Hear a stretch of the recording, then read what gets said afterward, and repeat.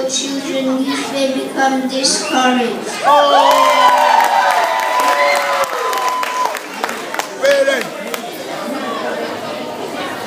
Hello, my name is Daniel Mugbai. I'm reading Genesis chapter 18 verse 19. For I have known him till the end, that he may command his children and his household after him, that they may keep the way of Jehovah.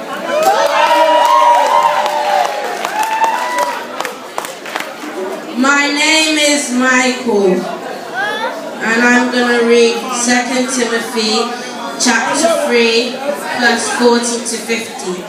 But abide thou in the things which thou hast learned and hast been assured of, knowing of whom thou hast learned them, and from obey thee thou hast known the sacred writings of Christ Jesus.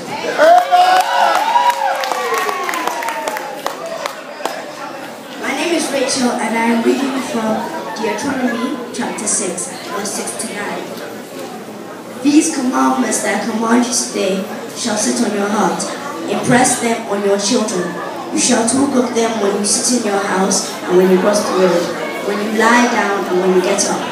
Tie them as a symbol around your hands and bind them on your foreheads.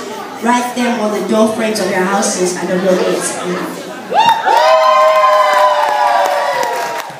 My name is Esther, and the Bible verse I'm going to be reading is Psalms 139, 13 to 14. For you formed my entire parts, so you need to me together my mother's womb.